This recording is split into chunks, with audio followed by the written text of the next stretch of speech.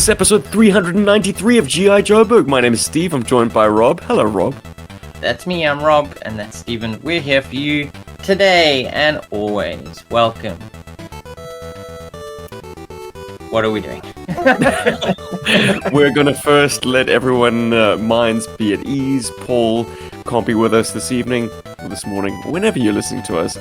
But it's he's all right. He's fine. Just needs some time to process some personal shit. As I say, he's fine. But life, man. Life has its ups and its downs, and sometimes the downs leave you in a point where you don't really want to talk about toys. And that's okay too. Absolutely. We're not talking about toys on this one, are we? No! GI Joe doesn't make toys, they make comics. And they've made several of them since last we spoke about them. It seems like it's our thing, Rob. You and I get to jaw about the comics because Paul couldn't be asked to read them. Reading, what an effort. Yeah, so in the interim, the Energon Universe issue 10 has come out, and since last we spoke about ARAH, we've had 3 books come out, which feels enormous. But we'll get into exactly why it isn't actually that much of a leap. 3, 18, 19, and 20 have been released since we last touched bases with the comic books. But there's something else I'd like to touch base with before we get started on that. We are in, as of recording, the final phases of the most recent HasLab. And I'm not talking about the Snowcat because that made it. It squeaked through and then unlocked all of its tiers. I'm referring to in the final 8 hours.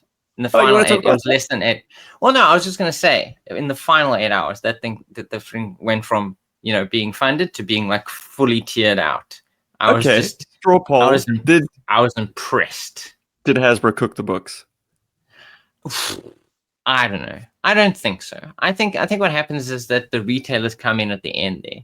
Yes. The guys that kind of place all their orders. They kind of like they see, is it going to fund? Is there enough people that want this thing? Again, now we see it's funded. Now we're gonna knock it to the to the end of the hoop. It's gonna throw it in. One experience with an international sort of third-party HasLab seller.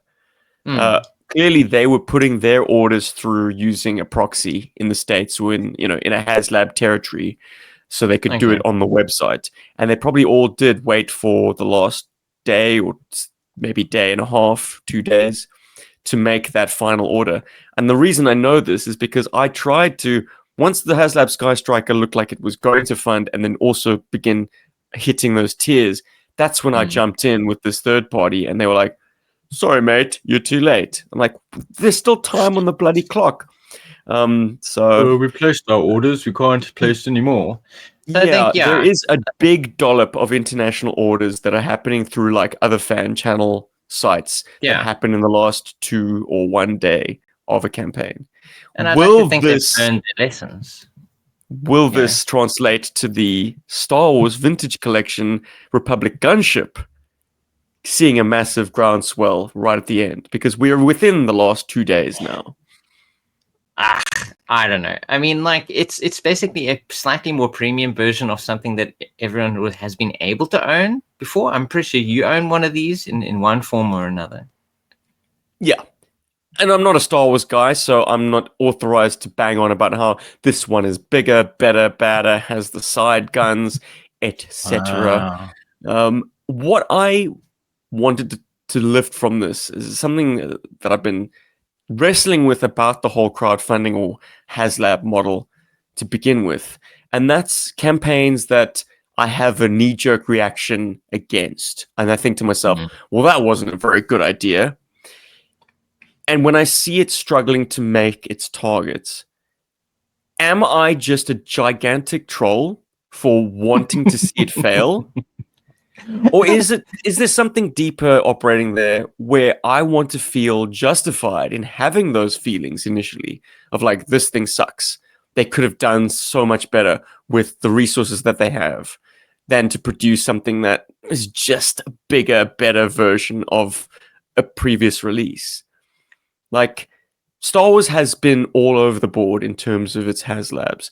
You've got knockouts like the Ghost and the Razor Crest. And then you've got things that nobody asked for, like Reva's lightsaber. Lightsaber. Oh, and the thing is also, I believe that came out before the show even came out. Like they So they announced thought it at the this HasLabs. So third it's like this sister, let's hitch our you wagon know to this nothing character. about. Before Obi-Wan came out, they were like, oh, here's a cool lightsaber you can get about this character you know nothing about. It's like, okay, fine. Why, They expected rather the do show to make everyone fall in love with this character. Meanwhile, it did the opposite, I did the believe. opposite. Yeah. I She can still wasn't find Black Series and Vintage Collection Reavers on pegs. all over the place. But I think, yeah, definitely, while the GI Joe HasLabs, I mean, basically all been good. You know, like they'd be always. I mean, yeah, sometimes people are a bit lukewarm on them, but they've all funded and they've basically all hit their stretch goals. The Star Wars ones are very hit and miss. I mean, even the Rancor, which you would think, I mean, that tons of people would love to get, but that also didn't fund, which is insane to me. Like that's like a huge model that you probably wouldn't have got any other way in the main line of the Star Wars, you know, like figure lines, and that didn't fund. I think what really draws people in is those unique things, like the Mandalorian ship, like the ship from Rebels. It's things that they haven't done yet. It's something special that they're doing at a scale and detailing that you just, or at least Hasbro feels they can't do commercially. You know, when they release these things to normal shelves. And there was when you other are doing a stuff happening rerun, when it came with the Rancor. Like the Rancor was catering to the 6-inch scale, which ironically in the Star Wars world is the smaller pool of fans. yeah. And then the unlocks were also underwhelming. I felt Yeah, I insulting. believe. Like Well, they the weren't biggest going to give you controversy. Slave Lair ever. Yeah, no slave Sorry. there, and at least initially they weren't actually even going to give you the trainer, whatever the hell that little fat man's name is. Malikili? Something like that. It sounds right to me. Can we just have I a mean, it moment sounds like for the a Star Wars fact name. that Return of the Jedi decided to give screen time to such a small detail that the Rancor, this monster, has a guy who is treating it like a pet, like a cuddly animal, like he's genuinely morbidly depressed when the thing breathes its last. It's such a small little scene. It's like just suddenly like he kills it and you think, okay, we're moving on.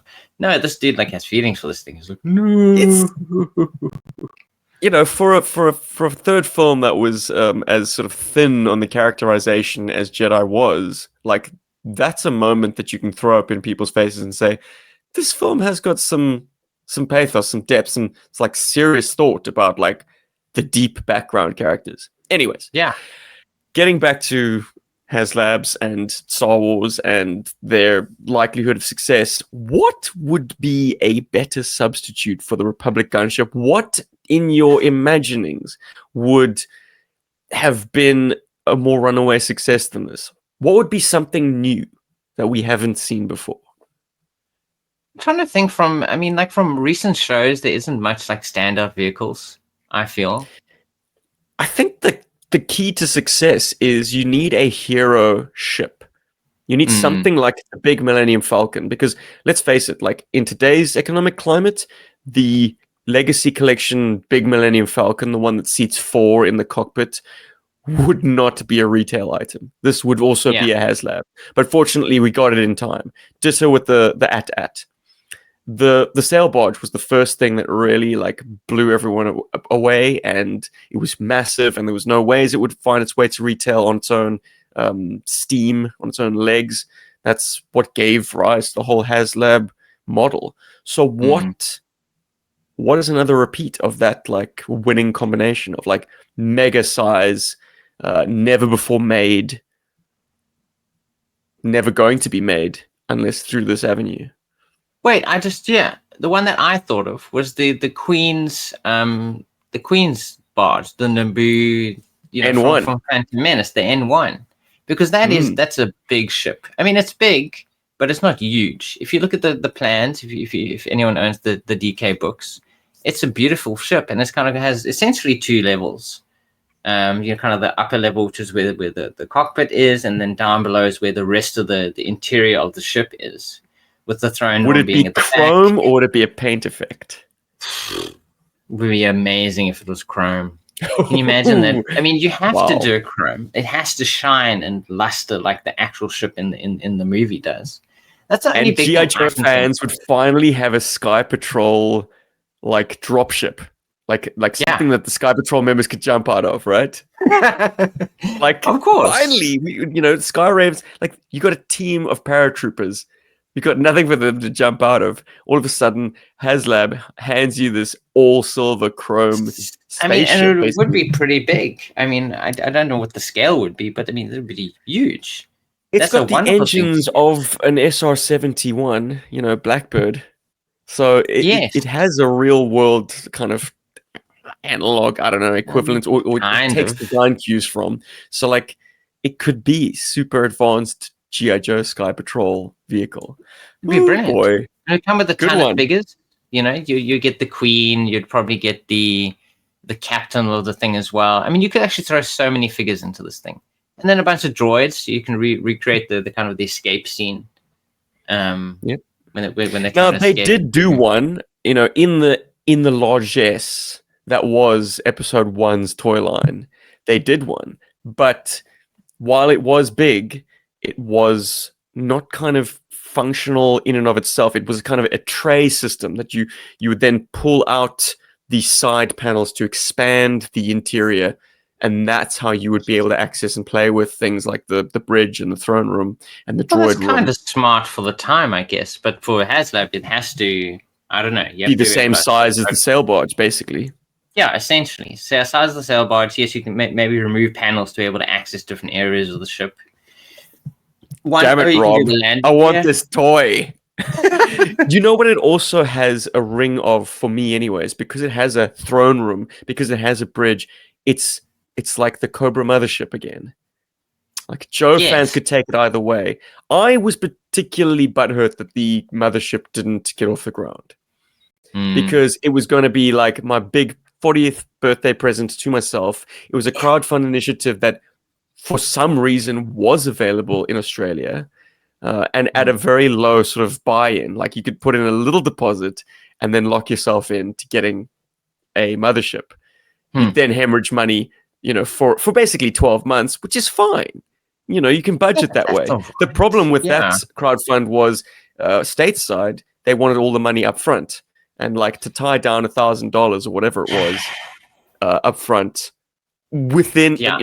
you're in a bit of a pinch because they announced the initiative. You've got however many days it is, 40 days to come up with the cash. And if you haven't, then the thing doesn't fund, and tough. Yeah. They Another really should dream have. project down in flames.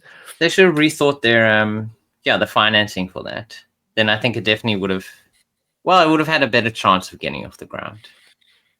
Oh man, well, it is what it is. The Republic gunship is what they went with. Essentially a troop builder, not a one of one, not a hero vessel, but like, well, I suppose if you like the clones and you made them your protagonists, then maybe this would be their Millennium Falcon, so to speak. But it doesn't hold that kind of appeal for the majority of Star Wars fans, or even casual Star Wars observers like myself. Yeah, enthusiasts.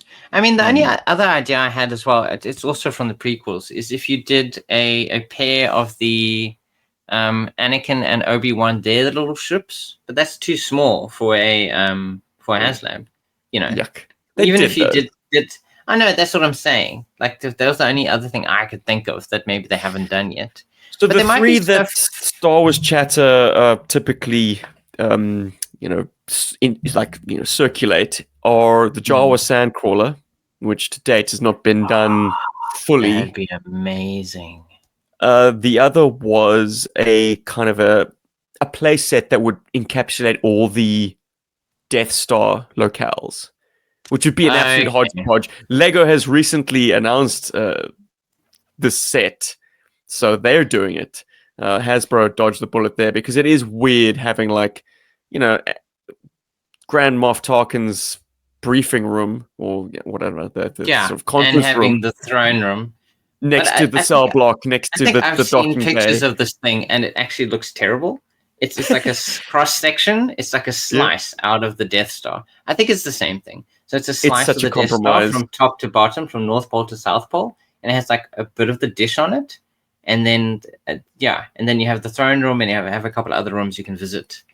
Apparently, it's not impressing Lego fans. At least that was the impression I got. $1,000, about 9,000. It was this, yeah. Okay, so that is what it was. It's a cross section. Yeah, so from the front, you can see a little piece, and I suppose you turn it around, and there's like, oh, the interior of the Death Star. So yeah, some HasLab fans, in the same vein as the Mos Eisley Cantina, they wanted a Death Star playset. But unlike the Mos Eisley Cantina, which is a contiguous environment, obviously the Death Star, these things are like equators Yeah, that's away the from only each other. issue. Essentially you're getting like 3 or 4 little playsets in one. I don't know if that's special enough for a HasLab. And like, then I feel the it has to be third something that gets you can't do. Sure. The third that gets thrown around, and this is a vehicle that hasn't seen update ever. It was originally, I think, marketed in 1984, and ever since then, they've just repressed that mold to release it in various other iterations. Can you imagine what I refer to? The Y-Wing? I don't know. The Imperial Shuttle. Ah. So in the same way that they expanded the Millennium Falcon to be a 4-seater cockpit, they would then expand the cockpit of the shuttlecraft, expand the back section so you could fit, dignitaries and the Palpy and, I don't know, Vader and whoever else rode in the shuttle, or the Endor team. That was batted around. Quite cool. That'd be not as cool as your Nubian N1, I don't think. I think so, especially with the renaissance of like people kind of like reevaluating the prequels. A lot of people these days are big fans of the prequels. Like the golden era, man. Yeah, George Lucas was still taking a golden shower over Star Wars at that point. It's hokey and it's dry, but at least it was Lucas. Jeez, never thought I'd see the day. Yeah, it's crazy that people actually look fondly back at the prequels. All right, let's get back to GI Joe, shall we? Firstly, I mean, let's open it to the comment section. Please let us know. Like, are we way off in terms of our attitudes towards this stuff? I mean, are you backing the gunship? Is there some hidden merit to this thing that we're just not seeing? Yeah, they are marketing it as like, finally, HasLab is doing a prequels-inspired creation. Like, yeah, that's the one you went with. It's like, no, like I had the same reaction to the Sky Striker HasLab. I'm like, but even if you incorporate all the bells and whistles you possibly can, and finally make it swing its wings independent of its landing gear, etc. And don't get me wrong, it is a beautiful jet, but like, I wish that slot had been used on anything else. It was a wasted place. If they could have done anything from GI Joe that was, a dream item that we've never had before, like, I could think of at least a dozen before you go back to doing the Sky Striker again. Daft. Yeah, make us something that we don't own yet, which is what Super Seven attempted to do. Unfortunately, it didn't happen, but at least they tried. They aimed too high. Give us the bloody Cobra helicopter, my friends. Every GI Joe fan who still is in the 3 3/4 inch game would need one. That'd be huge. But of course, after the Sky Striker, they pivoted to classified, which has worked for them ever since. Like it's every single vehicle. Yes, it is a retread of a real American Hero vehicle, but it's now a vehicle for your new classified collection of toys. So this is true. Yeah. Easy money. Anyway, let's move the agenda on to GI Joe and not paper just yet. Just for the people who tune in, who give rocks about what Skybound is doing with the GI Joe title. Let's talk a little bit of plastic. I love this sort of numbers game.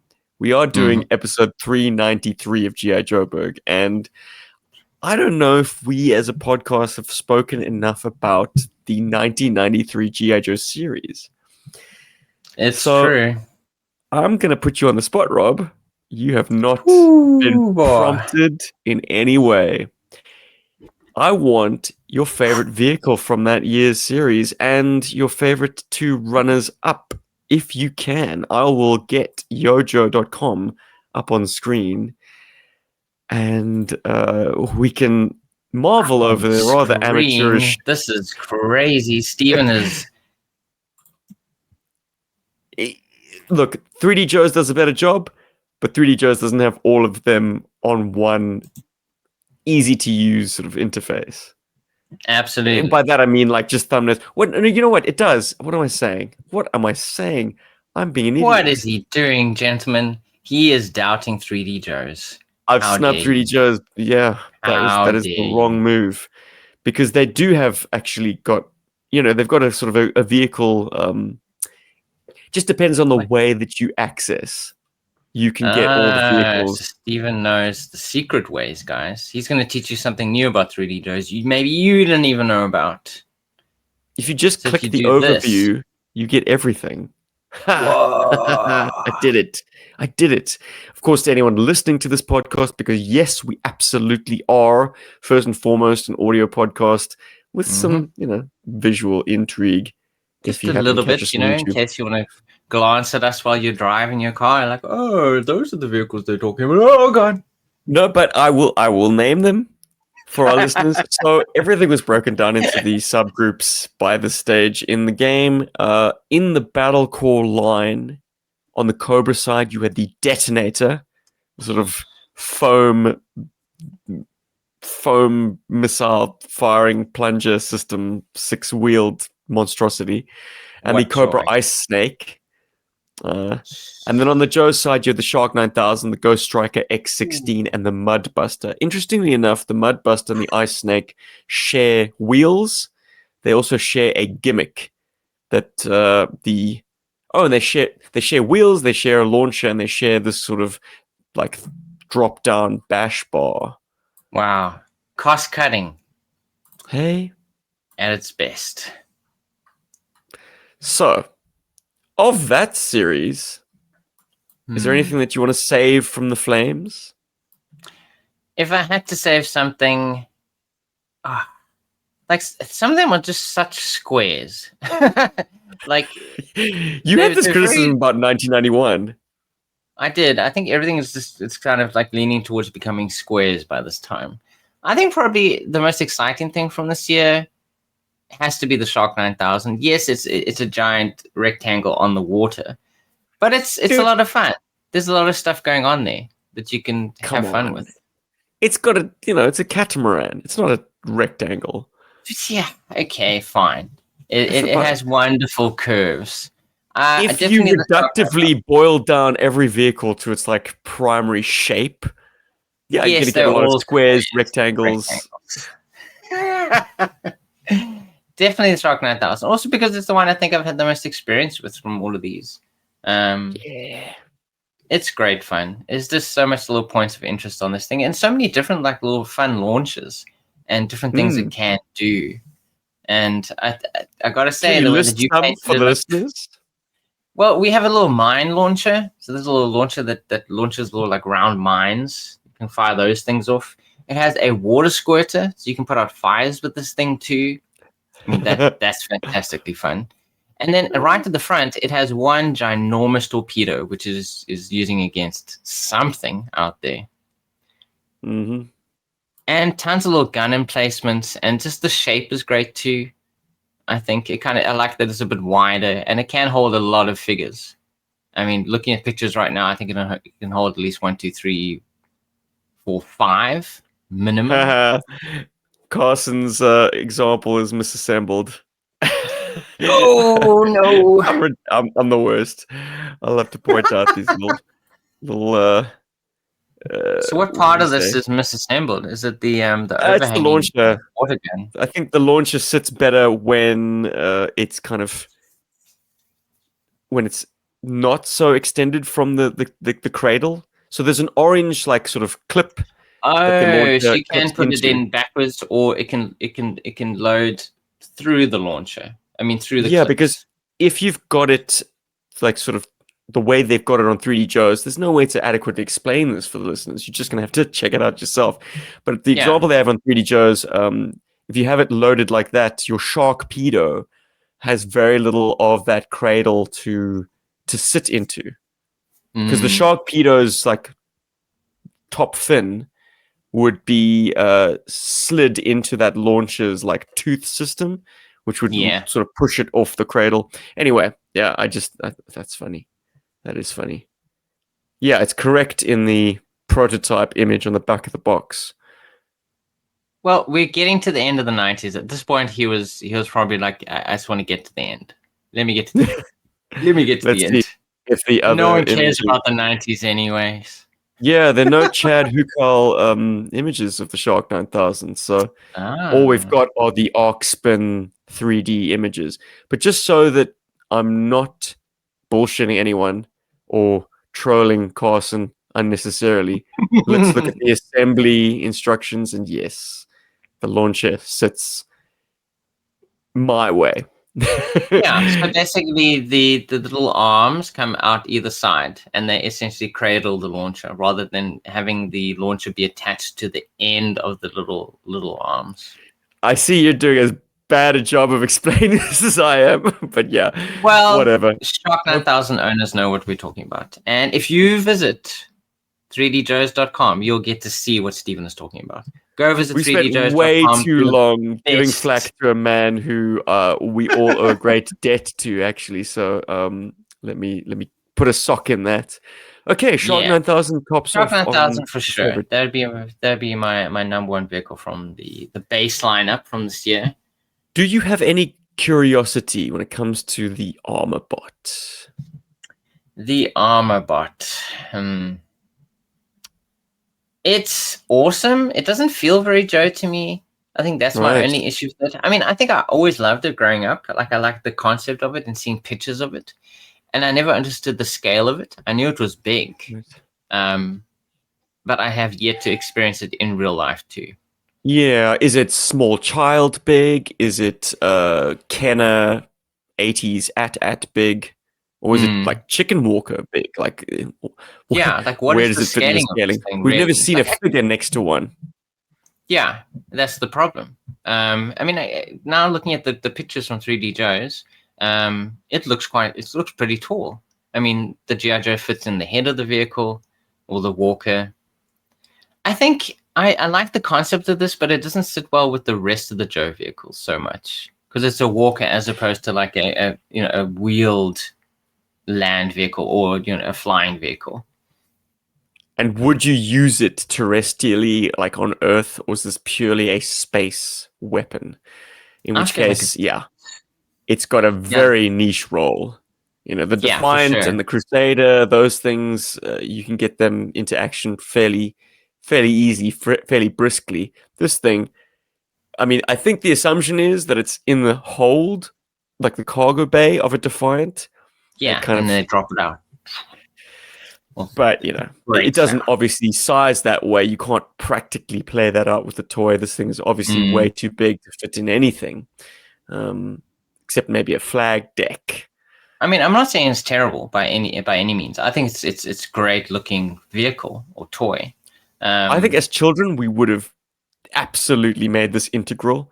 I just think of all our kind of Battletech and Robotech and Gundam inspired games. Yes. We had various attempts at integrating all of these properties and GI Joe figures. So we'd have model kit mechs or Veritech fighter toys. Those would kind of be our zoomed out mecha battles. And then we'd kind of have the more personal stuff played out with action figures. And this would have been an opportunity to bridge that gap. We'd have mechs that the Joes could size with, scale with, like work on, inhabit. Yes. Oh, dude. It would have been had an armor bot. The times those games would have been even better. My goodness. No, they're sci-fi games for sure. Like I could probably use this for every sci-fi game we ever played. We used to use Starias and those other, I'm forgetting what they were called. They had little silver pilots. Multi-Mac. And Zoids and Storiers. Yeah, all of those guys were used as our mecha. But Yeah. none of them obviously were scaled with Joe's. So, yeah, the armor bot kind of represents a very unique entry in classic 82 to 94 ARAH. Yeah, One that I would. comes up sometimes for sale in Australia, Ooh. sometimes even boxed. And I'm thinking, like, when's the next time I can really splurge on me? I've already crossed over into my 40s. Like, when can I next justify a boxed GI Joe toy? Lord have mercy. 50, 10 years. No, I can't wait that long. Welcome to episode 782, guys. Steven has an armor bot. I believe there are fragility issues. There must be something this size, this age, and with like moving arm joints. And so complex. I mean, especially compared to all the other vehicles. Like, you can really see where the design, I suppose, efforts went into in the latter day, at least 1993. Like, this is the best design thing, I think, of the year. Because it's so different from what we're used to GI Joe doing. Because we get jets, we get land vehicles, we get water vehicles, but they've never really done a stand up mech design before. Which is why I mean you always thought that it's a bit cheap though, in some respects.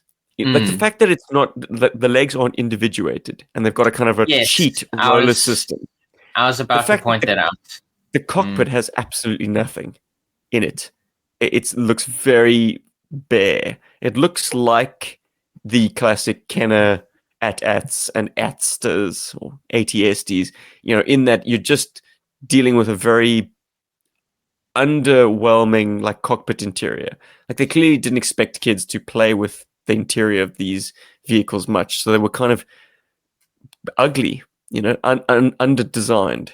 They didn't have internal like cockpit pieces that fitted into them to bring out the details. But it's the first attempt. I mean, can you imagine? I mean, how good they could have got is if they were able to keep making these, like expanding on the Star Brigade and keeping going on in the future.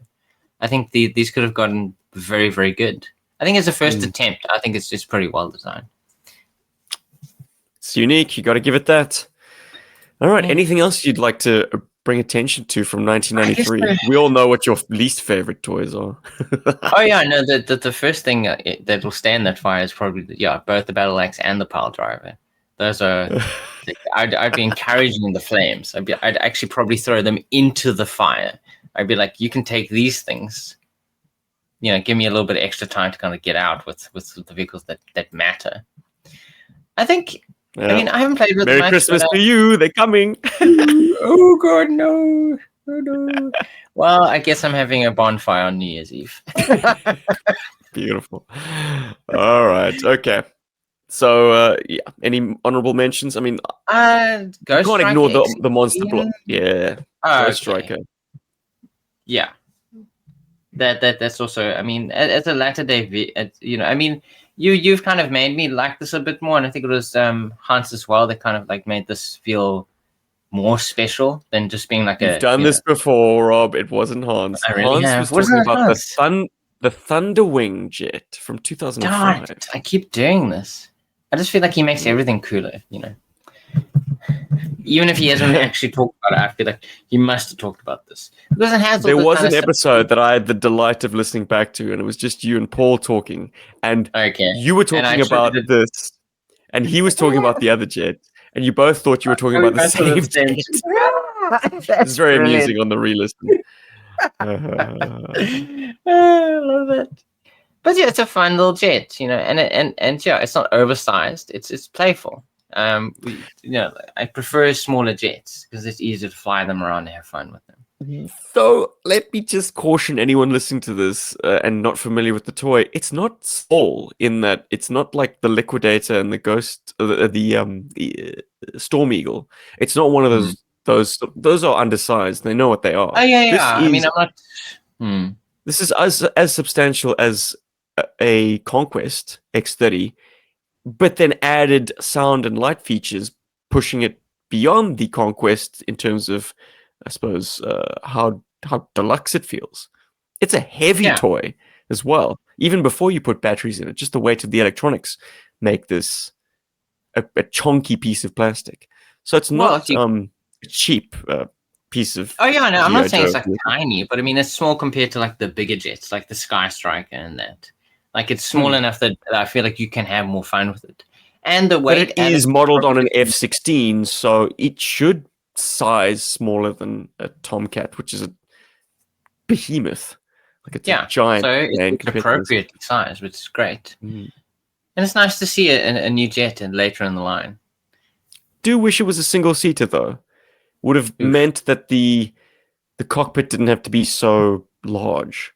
Like the one thing that hurts its proportions as an X-16 or F-16 image. Oh yeah, the cockpit is directly attached to the wings. What? Well, it feels like the cockpit is directly attached to the wing. Like there's the wings, and then suddenly there's the cockpit. Like there should be at least a little bit of space, fuselage-wise, between the cockpit and the wings, if that makes sense. Look, the only thing that makes this look chibi, apart from the ridiculously stupidly small landing gear, picked out in the gorgeous color of like a bright, eye-searing orange. You'll never not notice them. Is the canopy. I just feel like the canopy's too long, too thick. It could be a lot slimmer, it could be a lot more low profile, and would bring this thing very much in line with the actual proportions of an F-16, which, I mean, anyone who I've heard speak of this vehicle, this actual real-world jet, regards it so highly. It's such a ridiculously fun jet to fly. Yeah. You can do amazing things with it. I appreciate that it can hold two figures. I think often having just one figure in your jet it doesn't feel enough. I feel like you should have two spaces in a jet. It makes more interesting conversations. You're kind of like in the air. You're not just talking to a guy at the base. You're actually like talking to someone else inside the jet with you. Yeah. So I appreciate that there's two people in there. For a jet like the F-16, two seats kind of tell me this is a trainer, but you add the GI Joe X-16 slant to it, and all of a sudden, the backseat man is like the laser weapons operator. He's got a very specific job, he or she or they, and that is the fact that this is an experimental jet that carries GI Joe like laser tech. Yeah, that's what those they look like additional turbines on the wings, but actually those are each lasers. Wow. Zap, zap, zap. Crazy. All right. That's enough plastic talk. Rob? Is that enough? Let's do comic books. What? Take it away, we're finally talking about comic books. This is absolutely insane. So today we are discussing a couple of comics. We're probably going to start with the... If I'll get there in a moment. I've got it if you want. What do you want to see first? Steven has it. Okay. Well, let's just start with probably let's have our dessert first. Let's talk about GI Joe 10 from the Energon Skybound universe. With the gorgeous cover, which kind of like that tells you exactly what's happening in this issue. It's a continuation from the last one where CoverGirl and Baroness were kind of like locked in this little like arena and being forced to fight each other to the death by Major Blood because of having lost his eye to Baroness. And yeah, it's an interesting little setup. I still quite enjoy this little situation that they've kind of found themselves in. They're being forced to fight. And I desperately want this to be less earnest. I desperately want the art to have a bit more to it than meets the eye. And I'm not talking about Transformers. Because that is the source of the intrigue at this point. Baroness's story in Paris, it seems pretty cut and dried. She's being manipulated by Blood and Raptor because they have access to her parents, who she's snuck back to Paris to basically observe, not approach, just to check in on them. I'm not necessarily desperate for Baroness's heel turn. I just want it to be revealed that, no, those aren't her parents at all. They were actually just a hit that she was going to make. So like Raptor killing them would do her job for like I want Baroness to show a little bit more Baroness. Like she's wearing the more like GI Joe we know her. uniform, and suddenly she's no longer an assassin. She's no longer a baddie. She's no longer a, Interpol wanted list #1.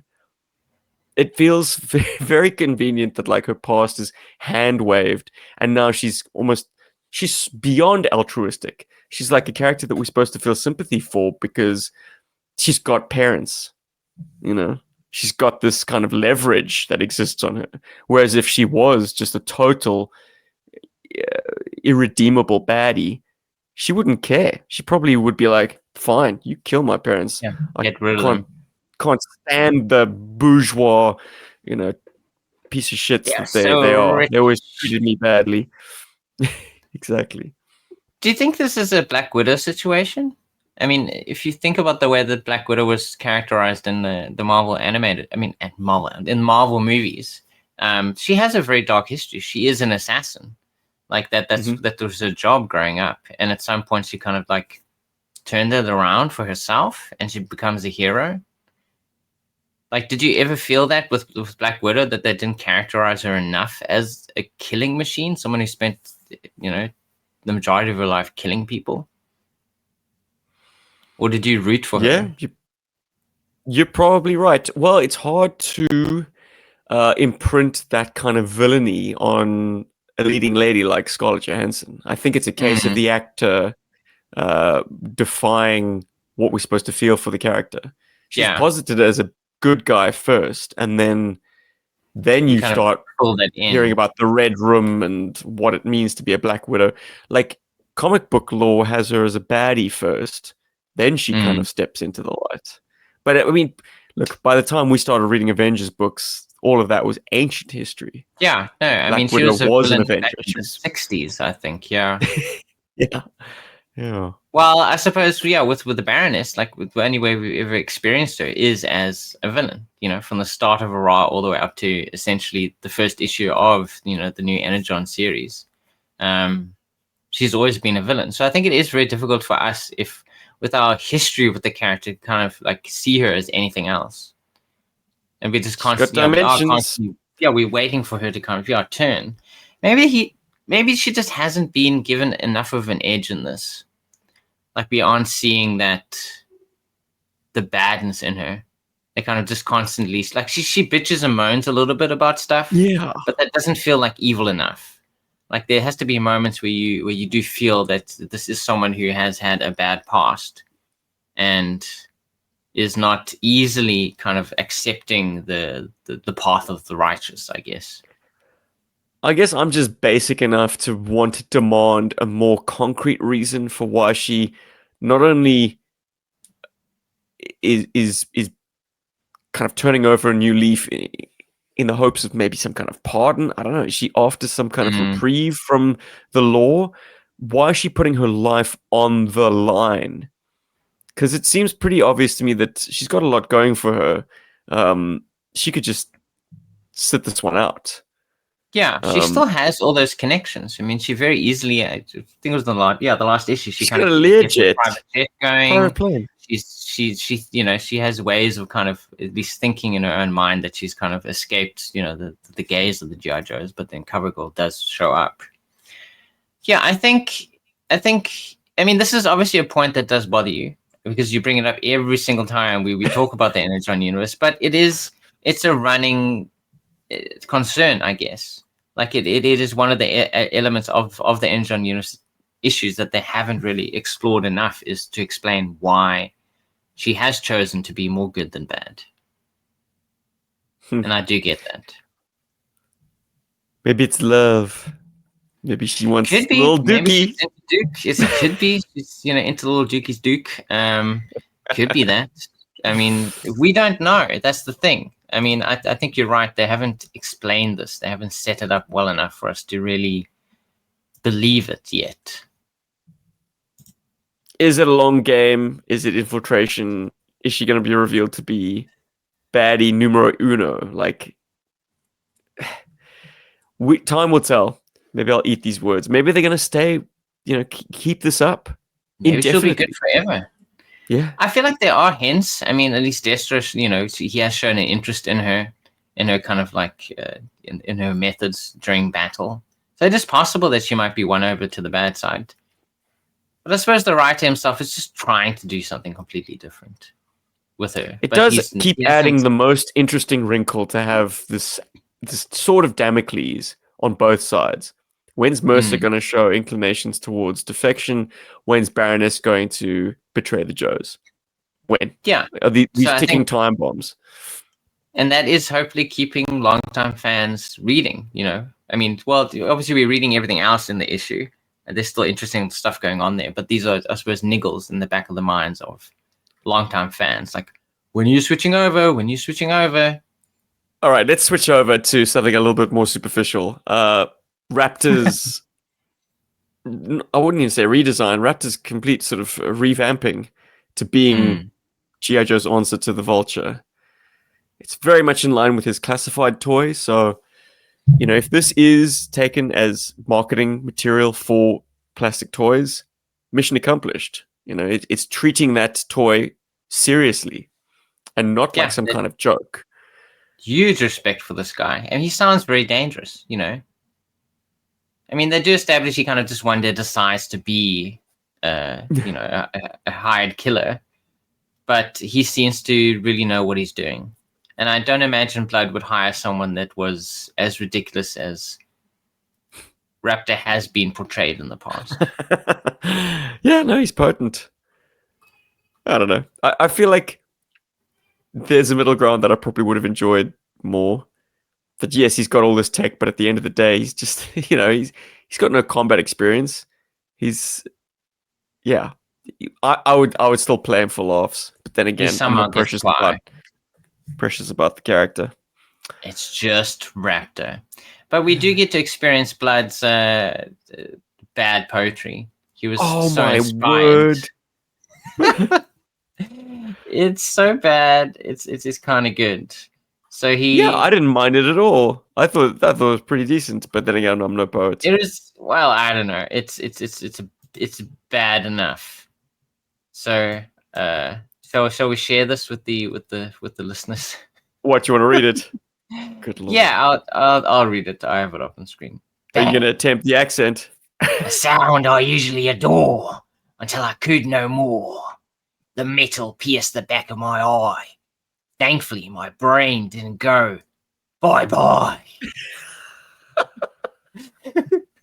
Fired by the woman in black hue, who now hides in red, white, and blue. She took half my vision and half my precision. Once she knows Blood's pain, she will. And what do you think he was going to end on? Blood's pain. Once she knows Blood's pain, she will never feel again, I guess. She will circle the drain. Much like ARAH. Oh, Lord. Anything else we'd like to pull from this issue? I mean, there's a lot going on. Subplot of Destro finding out secrets, sort of finding his way into Cobra Commander's inner sanctum, where clearly he's experimenting on vipers. Yes, he's doing some sort of genetic experiments, which is, I suppose, kind of leads more towards his history with Cobra La, which would be his kind of wheelhouse. Yes, he's interested in technology, which he seems to be he's absolutely an expert with. But now he's kind of trying stuff with biological aspects to it. So I'm wondering, are we going to get toxic vipers or some sort of like, I suppose, like Cobra zombies? Toxic zombies at this point? Yeah, or something. It's unfortunate that these things are, like, without even conferring with one another, they are converging. Like, ARAH dealt with the same kind of just did that. Biological cybernetic synthesis zombie vipers, basically. And now Skybound is doing the same thing. But look, it is nice that they're carrying over the horror aspect of the Cobra Commander miniseries. Yes, We could stand to see a bit more of that. To some would be good. macabre Cobra Law shit. I'm here for that. Yeah. So that was the one subplot, and then the other one we continue going with Hound and with the Clutch, and of course now things are, I suppose, coming to a head because now another member of GI Joe has kind of is now being is kind of like suspecting Clutch of some being a traitor, which is and he thinks he's working for Cobra. It's that new guy. What's his name again? Risk. He's taking a risk. Yeah, so Clutch and Hound tear off back to the sort of Mars headquarters that got trashed at the end of the first arc in search of Energon. Clutch thinks that there must be some chambers that they didn't uncover fully in sort of investigation. So they're trawling through the wreckage, but lo and behold, Risk corners them and says, you traitor, what are you doing here? And that all happens just in time for Mercer to show up with a whole bunch of Iron Grenadiers. And we get a cool little scene right at the end where they're like, okay, we're going to kill you guys right here. Don't hold back. Grenadiers. Vipers, yes. And unbeknownst to them, the Hound is right behind them as the cliffhanger for the issue. I love that. Hound kind of looming over this gaggle of vipers, looking quite dangerous. You just see these glowing blue eyes.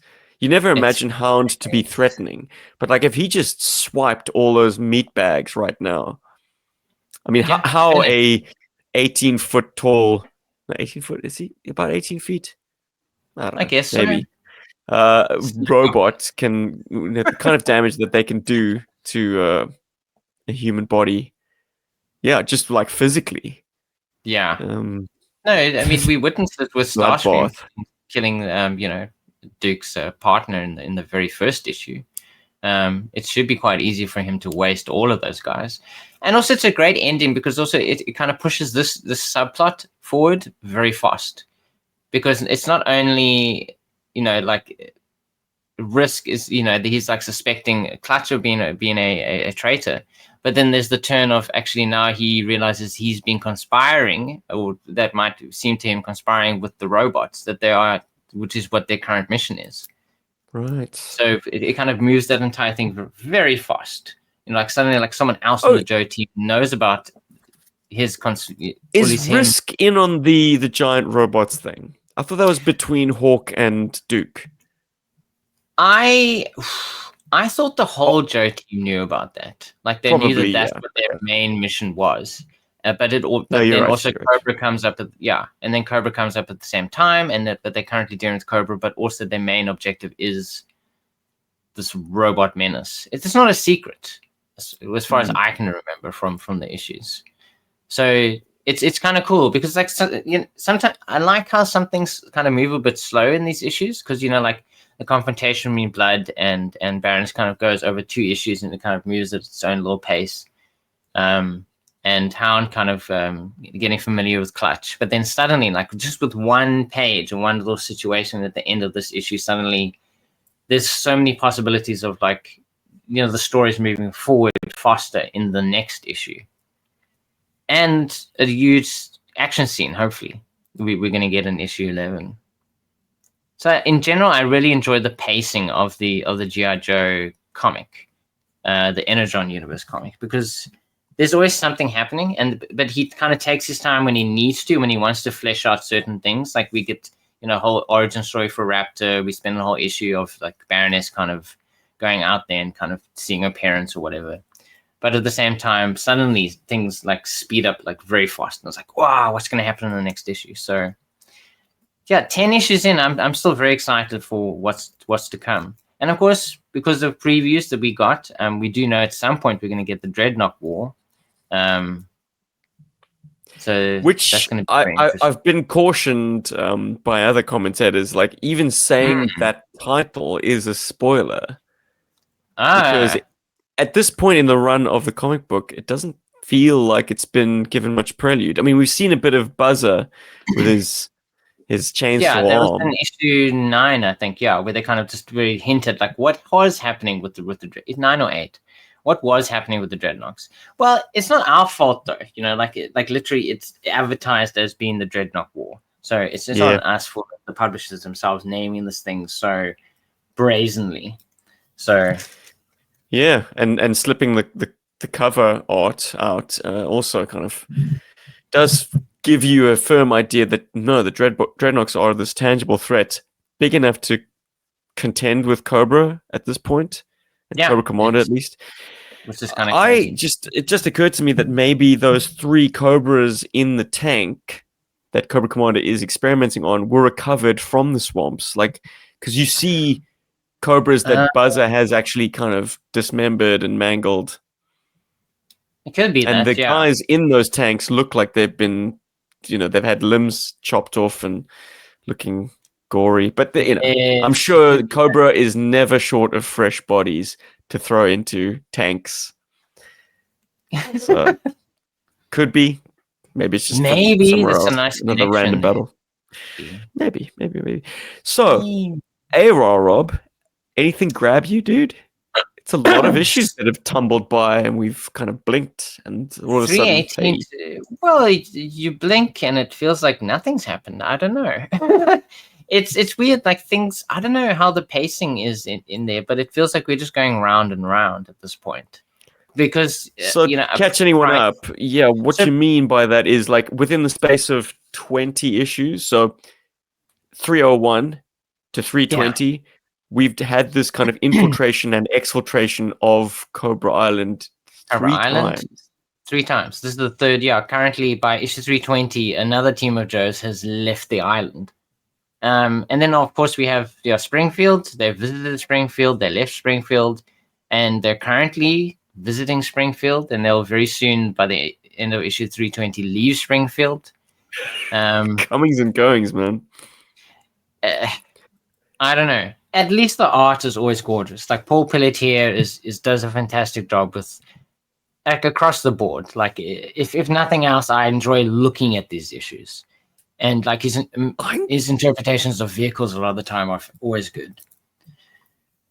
I'm going to oppose you ever so slightly and say that there were moments in Pelletier's art that felt like he was obviously under a time crunch, because famously Shannon Gallant, who stewarded the IDW GI Joe run for more issues than I think anyone in GI Joe history, was able to, like, his work rate was twice as fast as any other artist.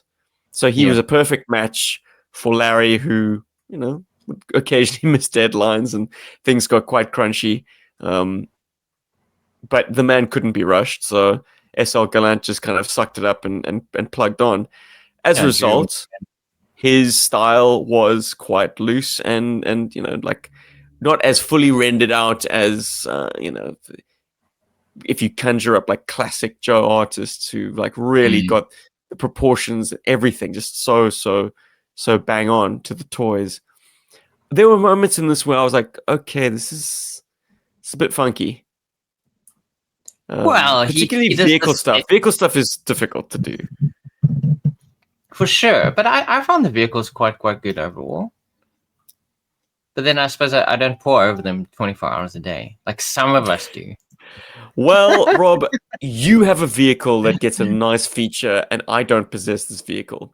So the Cobra Island. Yes. Oh, are we thinking of the? Oh no! Are you thinking of the Hurricane VTOL? No, we'll get there. But first and foremost, like the Cobra Island team exfiltrate on a stolen Scorpion.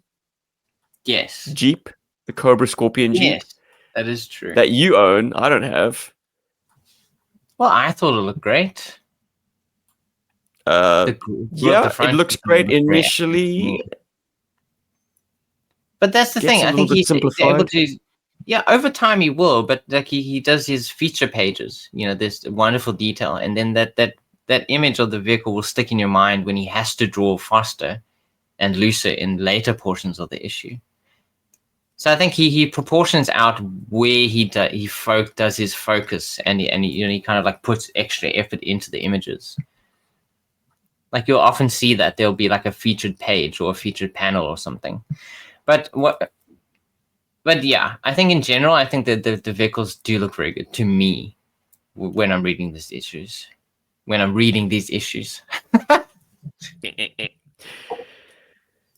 Mindbender's got a crazy new look. Yes, and so he left Cobra Island, and then he got fixed up, somewhere with a revanche, and then now he's returned back to Cobra Island with another Serpentor, because obviously the previous Serpentor Khan was dead. So now it feels like we're going to have another Serpentor rise up and take control of us with Revanche Cobra in some way in upcoming issues. So we're back to square one. We're back to 301 again with GI Joe leaving, with there being the threat of a Serpentor on the horizon. I mean, aesthetically, what do you think of the redesign, though? Long-time Mindbender fan that you are not. I don't know. Well, I've enjoyed his. I think his designs are always out there, and this is certainly an out there design. They've kind of replaced, his head with this chrome dome. I wouldn't say I'm in love with it, but it is certainly out there for a design for Mindbender. Do you feel like it's a redesign out of necessity? That after all the shit that's been done to Mindbender, having been turned into a, I don't know, what you call them, the sort of the mutant bomb, mutated him to this kind of like festering, rotting, toothy, covered in boils thing. And now he's kind of been rehabilitated to the point where his skin looks immaculate. But they couldn't put him back in the sort of the ridiculous top and cape, no top and cape. So they did this. I mean, he's got the suspension, like he's got the shoulder setup. Yes, but he's wearing a bodysuit. I think it's a consequence of the storytelling, yes, which is nice to see. It's nice to see as kind of like a progression. It's like he was changed into this thing. How do we get him to be himself again? We can't just have him be completely himself. There has to be some consequences to him having been mutated. So let's give him this brand new look, which is very sci-fi. I don't like it. Well, I certainly wouldn't be buying a toy of it. But it's certainly a very different design. So in these issues, probably one of the more interesting things that happened, or I don't know, I was just like, okay, I guess that's the thing. In issue 319, a kid in Springfield kind of discovers that the ninja team have infiltrated Springfield, and now they're being forced to leave because this kid, kind of like raises the alarm. Sean uses the Arashikage nerve touch on this kid to kind of like knock him out. And I thought that was fascinating because from what I saw, I just thought it was the Vulcan neck pitch. And I was like, okay, is this an established thing that the ninjas could do before now? The nerve touch? Or is this Would you believe it is? It is absolutely established. Okay. Yeah. Well, then I'm not so bothered by it then if it's something that we have used before. But when I saw it without no knowledge of it having ever happened before, I was like, okay. And I love also that the sound effect for it is pinch. That's pinch. I'm amazed at how good Jinx's sort of, I suppose, makeup, her Mission Impossible shtick. This guy is in close proximity to her before he realizes that he's not the girl that he had a crush on. Yeah, crush on. Yeah. It also is astonishing to me that Jinx, who by this stage is surely a fully grown woman, is like masquerading in Springfield as like an adolescent. Teenager? Yeah. Oh, yeah, actually, not probably like how old with the character? I suppose like 13, maybe 14. I Not know even. Larry wants to push Dawn Moreno as the sort of the point of the spear, but like surely Mhm. she would have been the better choice as the youngest member of this group. Yeah, but I maybe guess maybe her undercover skills weren't as good as Jinx's, but still, this is astounding. yeah, kind of putting who I would assume is probably a 30-year-old woman as a teenager. That is kind of impressive. Hey, it's comic books. Is comic Everybody books. looks as old as they need to be given the Yeah. situation. Did you pick up on a romantic bent to Molto and Helix? Yes, I did. What the hell? Where did that come from? That kind of came out of nowhere. Suddenly, like, Uh, they're kind of getting into their undercover outfits to infiltrate the casino. And he's like, "Don't worry, I'll turn around where you get changed." And she says something like, "I wouldn't mind if you look," or something like that.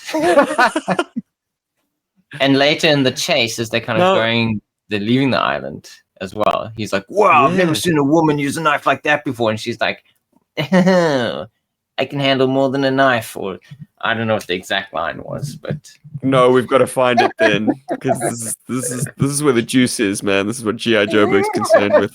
Who's stopping who on the team?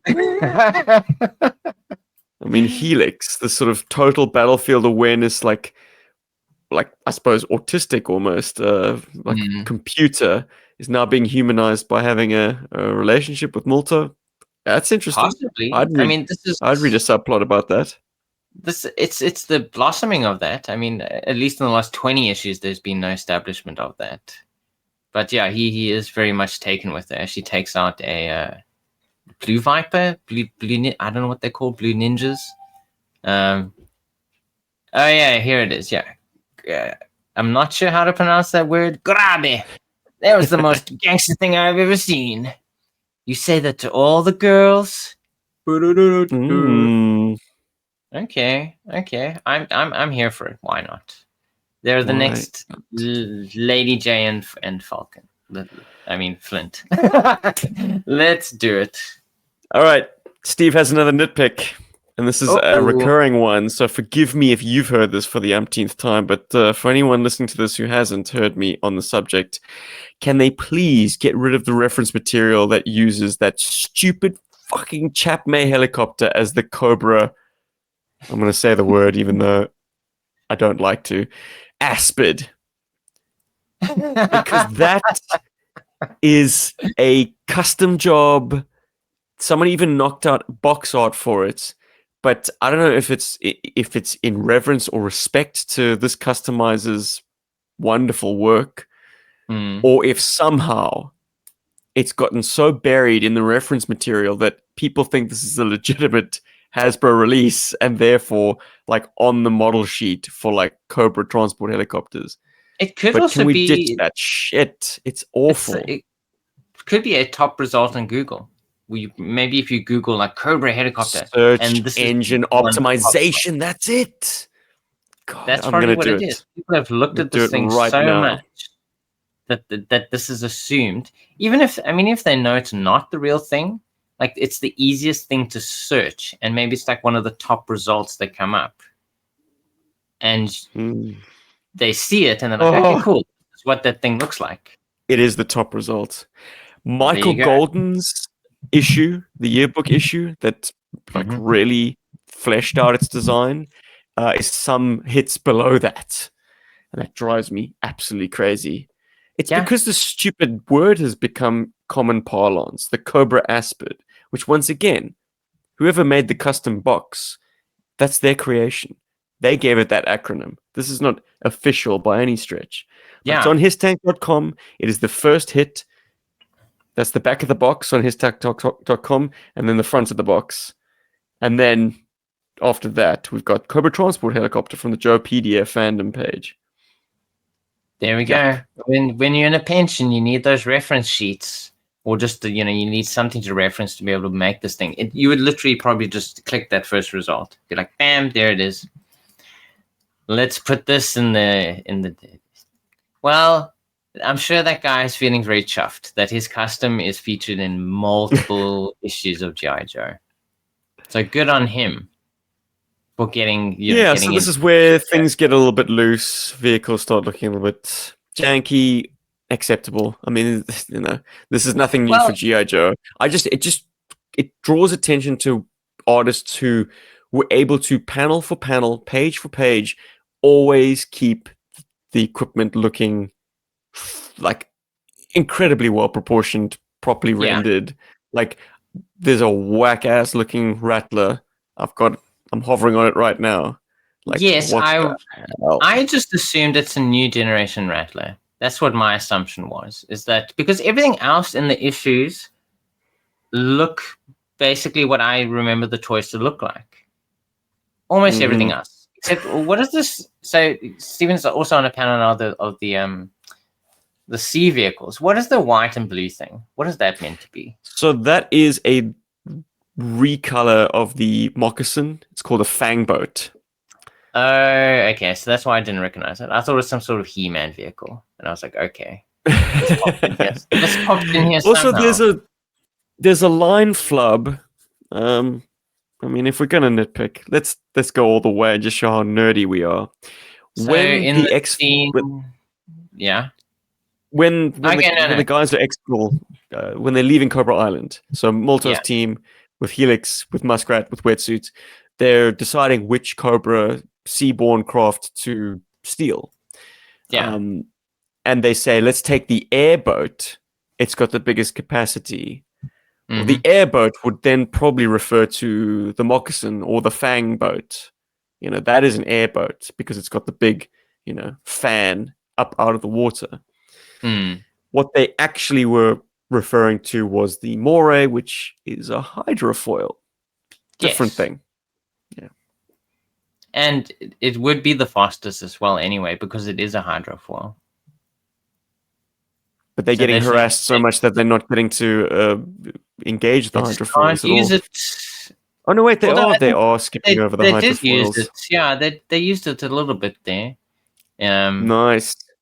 That's some jank-ass Sky Striker as well. Sorry, I'm just adding fuel to the flames right now.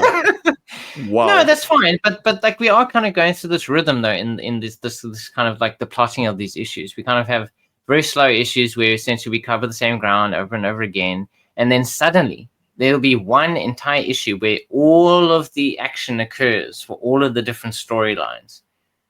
Like every single little storyline each has their own. Like also Cobra Commander escaping, the castle in Scotland.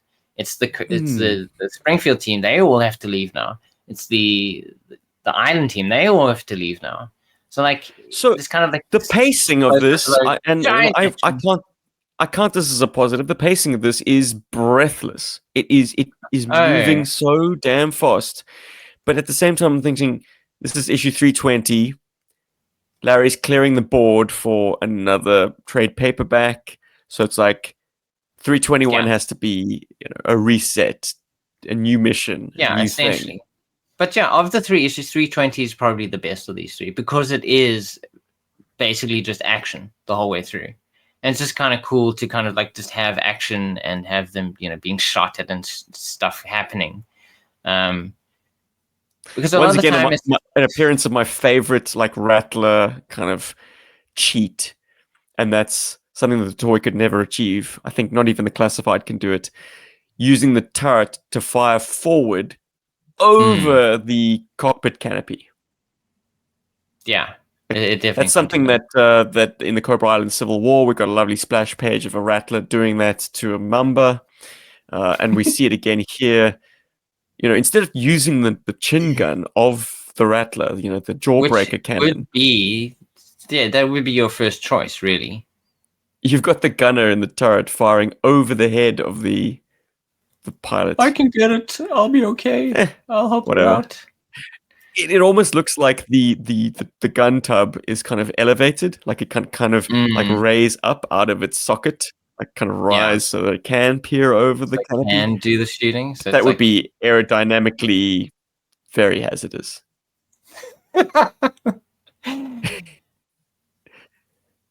so anyway, jank ass guy. Look at Ghost Rider in his X-19. Is that not the most ridiculously foreshortened? I mean, it looks like the Jetsons car. Yes, the nose of that thing is just ridiculous. It's tiny He's in because if this. you extrapolate it outwards, it would. I don't know what the thing would look like. It would be like I don't even know. I think he was rushed on these last few pages. Like there are some details here which I quite like, but sometimes I'm gonna assume it's we're back to Chris Moonaham on the next story arc because they kind of do swap True. between each other. And then the issue ends with the most exciting ending you could even possibly imagine, where they've all returned to base. And what is the cliffhanger that's going to get you to come read the next issue? Snake Eyes, Dawn, we got to get you guys trained up on our new weapons. Oh, wow. I got to read the next issue where we learn them. We read about them reading. I don't know. Rob, I think you're missing the most exciting aspect of issue 320, and that's the letters page.